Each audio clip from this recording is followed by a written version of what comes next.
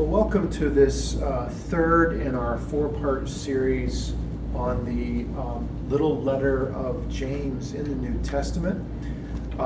Today we're going to be focusing on chapters 2 and 3. And we've discussed some of the background material to James in our earlier videos, and I will sometimes reference that. So we want to focus on chapters 2 and 3 today. So chapter 2 begins like this.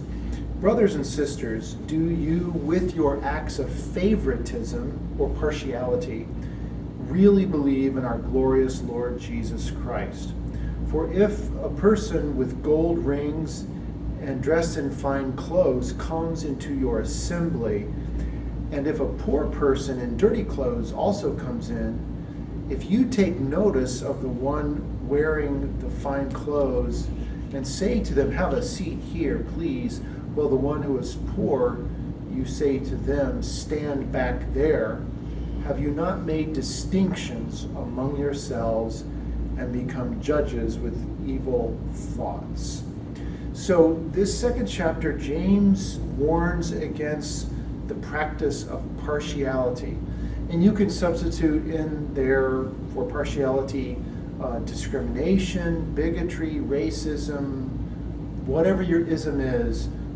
This was being addressed in the early church. And I sometimes wonder if, sociologically, if perhaps the early Christian church was maybe the first community that welcomed people across those borders that were put up, those barriers and borders that have been put up to divide humanity from the beginning. I wonder. But James is addressing this in his letter. And his concern was about partiality, discrimination against poor people in favor of rich. And he uses an interesting verb there, or a noun, actually it's a verb, partiality. In the Greek it means lifting up one's face. In other words, favoring one face or one person over another. And he said, this must not be so in your assembly. And by the way, the assembly is also the word for synagogue. Again, indicating that this is a very early document in the New Testament because it's focusing on and using words that come out of the Jewish tradition. So favoring the rich is a problem that James has witnessed in these Christian assemblies, these new sort of satellite synagogues. And he says, this must not be so. Why? Because it's a violation of what he calls the royal law. The royal law. And the royal law, as best scholars can tell, is very likely the most important commandment and law in the Jewish tradition. And that comes from the Deuteronomy, the book of Deuteronomy in the Pentateuch, the 6th chapter, when it says, the Lord our God, the Lord is one, and you shall love the Lord your God with all your heart and with your mind and with your strength. And then remember, to that Jesus added, and love your neighbors as you love yourselves. James says, showing favoritism to the rich over the poor is a violation of this royal law. And he said, so the remedy is the law, our freedom to love, the law of liberty, the freedom to do what is right, the freedom to love as God loves. And he says, why do you do this? I don't understand. Why would you do this? The rich exploit you who may not be desperately poor, but lower middle class, if there was such a thing as middle class. They exploit you. How did they exploit? How does James say the rich exploited them? Well, the rich were the landowners. They were the ones that owned things, and other people could just use them. They were tenant farmers. And they said they exploit you, they use you, they abuse you. Why do you want to honor them and show them favor? They exploit you. Probably labor standards. The rich established standards and protocol and practices that sort of maintained that permanent underclass of people, whether they were tenant farmers or day laborers, etc. They exploit you. Why do you want to show them favor over against the poor?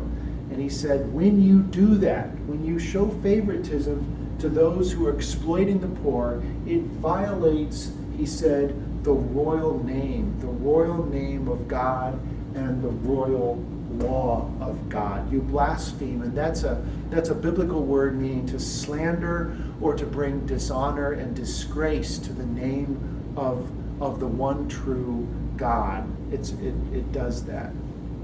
So for us, we may want to ask ourselves the question, who today fits into those categories of rich and poor? In some ways, it may be the same as the categories that James is talking about, but they've certainly changed. They've certainly changed. So who today fits those categories of rich and poor? And to whom do we show partiality and favoritism? When we do that, is it a violation of the royal law and the law of liberty to do what's right? And do we disgrace, dishonor, and blaspheme the royal name of God when we do it? James says it must not be so. So this is his remedy. How do we stop doing that? As I said, how do we flatten that curve of partiality? He said it's the royal law itself. Follow the royal law. Don't just proclaim it with your lips, but follow it with your actions. And that is loving God and loving neighbor as we love ourselves. Partiality, not doing that, is nothing less than sin according to the laws of Moses. For God shows mercy to the poor. Obey the law of liberty. We are free to love God and love neighbor, and we must do it. Those are the actions of faith. Be kind, be merciful. Why? Because God is kind and merciful to us. We must do that in response. Follow the royal law and do not show partiality. And then in chapter 2, he gets into this whole question of faith. Our belief in the royal law has to be demonstrated in real life. So in verse 14, he says this: what good is it, brothers and sisters, if you say you have faith, and that is in your mind or maybe even your heart, you say you believe this, you're a part of this tradition, but yet you have no works. In other words, your life, the actions do not reveal that this is what you really believe. Your actions are something different than what you say with your mouth. That's a problem. Can faith save you? In other words, can just thinking all this stuff in your mind or in your heart, does that really save you? Does it save you for good? No, he says it does not. It says we have to have works. Works, if we truly have the faith, then works follow. It's just that simple. If we truly have the faith, then the works of our lives, the way we respond to that, it's demonstrated there. If it isn't, then the point is there isn't true faith present. Now, this is where the book has gotten into some trouble in the years of the church, because, as you know, Paul, in his letters to the Romans especially, he talks about that faith is the most important thing, that faith saves us. In Romans 3 and 4, Paul is arguing that Gentiles, that is non-Jews, now remember James is talking to Jews, but Paul is talking a lot to Gentiles, non-Jews, and he's arguing with Jews, saying that Gentiles can be saved by faith. In other words, Gentiles aren't saved by following the works of the law, and that is the prescriptions given by Moses in terms of dietary rules and especially circumcision. That's what Paul is talking about. So even though Luther and Calvin became very concerned about James and what James said about faith versus works, I think Paul was really talking about the works, not works that arise from faith and following the royal law, but works as in dietary laws and circumcision. And Paul argues in Romans 3 and 4 that circumcision and following dietary rules and the Sabbath, those sort of things, are not necessarily the result of this saving, trusting faith in the goodness of God. That's what I think Paul means there. So I don't think that James and Paul are necessarily in conflict. Paul is addressing a particular aspect of responding to God's goodness and grace. James says that a good life is one where there is absolute faith, and that is trusting in God's goodness, that is then revealed in action. That's a good life. That brings about goodness. Trusting in the goodness of God, the mercy of God, and then that follows in good and right actions.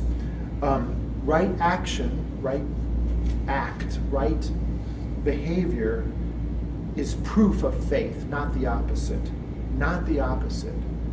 Right actions are proof of real faith. And some of us Protestants get really edgy when we start talking about works righteousness. James is simply arguing that any righteous thing we do is the result of true faith in the goodness of God. He said, even demons believe all the right things about God, but they don't do good things. Very important point. And then James gets a little snarky when he's addressing these people. He calls them empty-headed. I think in the Revised Standard Version they say a senseless person, but James is really turning on his inner snark, and he calls them empty-headed. You're empty-headed people. You don't lack smart. You lack smarts. And then he gives some examples of people whose works, their actions, were a result of true faith. And he names Abraham and that whole weird story about Abraham and his son Isaac and having to sacrifice Isaac, and the whole time Abraham was trusting that God would intervene and save him from that.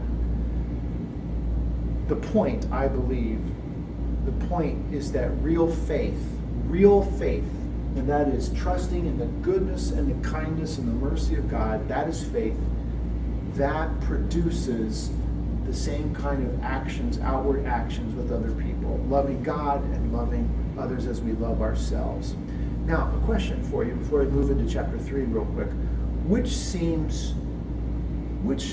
Which one of these statements seems true to you and truly biblical with James and with Paul?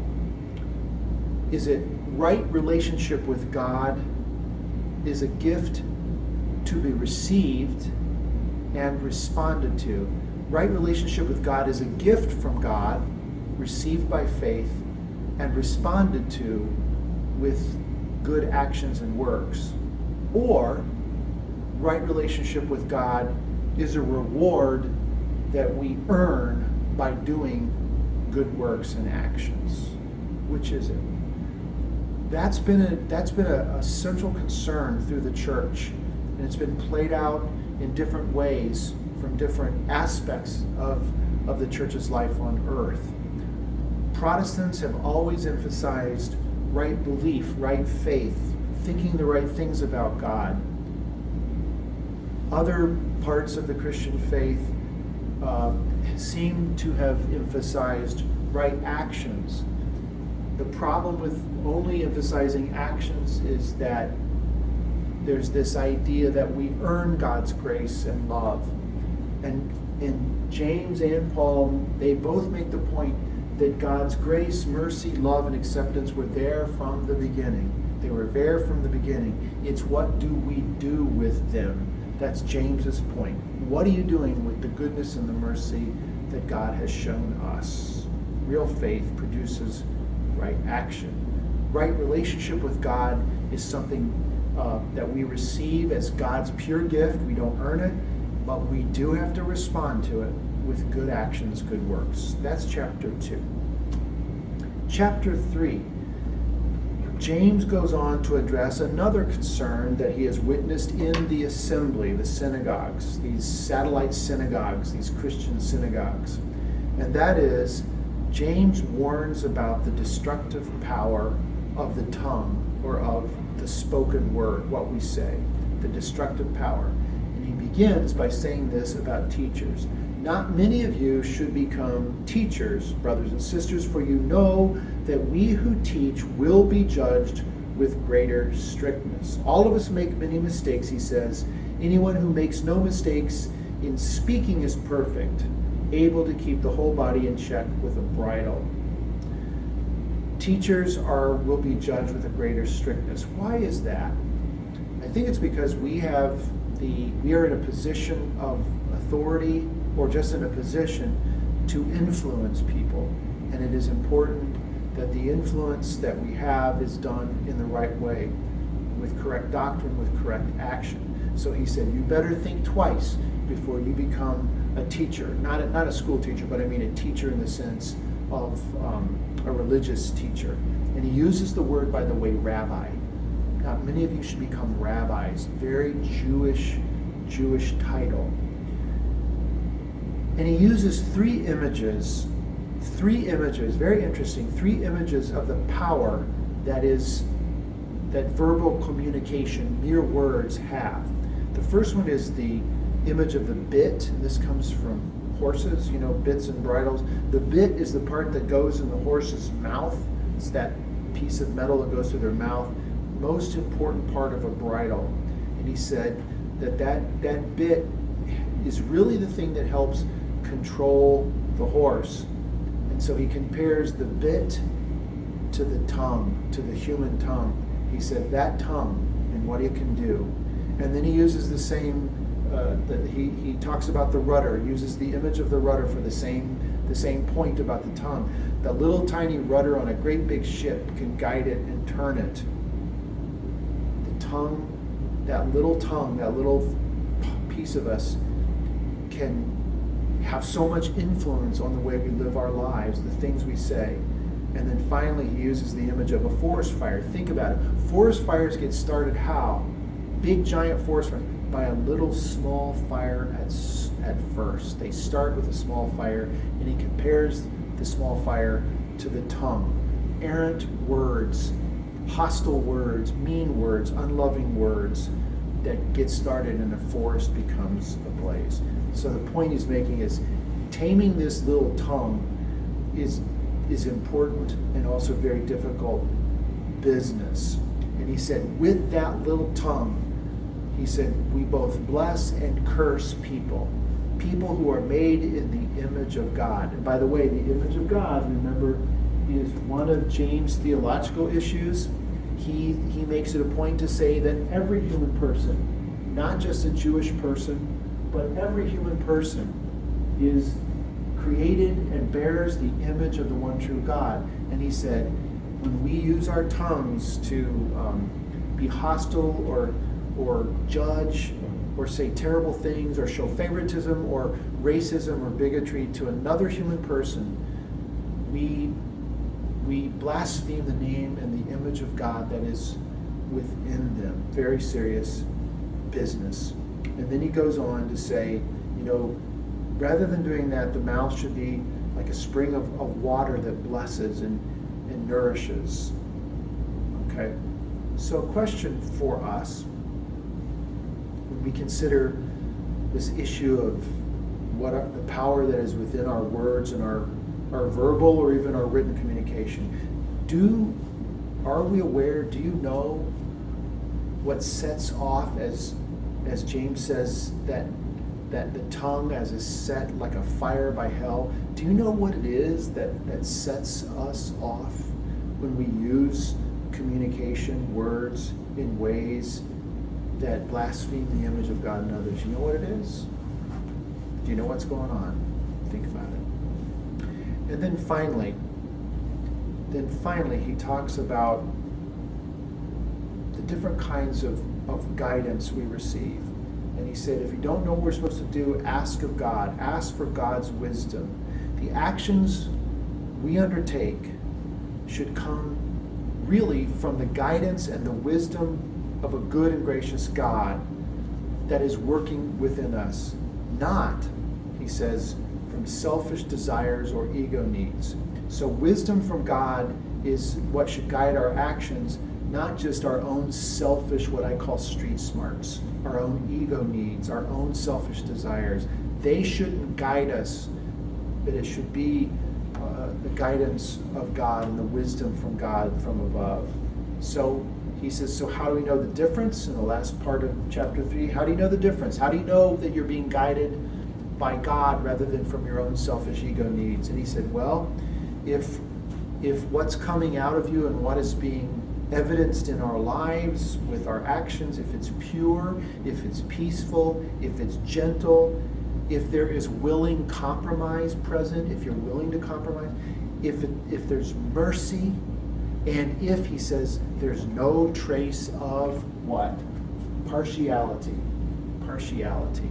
If there's no trace of you being partial or favor to any one person, then you know that you're being guided by God. You know you're being guided by God. All right, friends, that's enough for today. So next Sunday, we're going to look at chapter 4 and chapter 5, and we'll conclude our 4-part series. Thanks for being with us, and we'll see you next Sunday.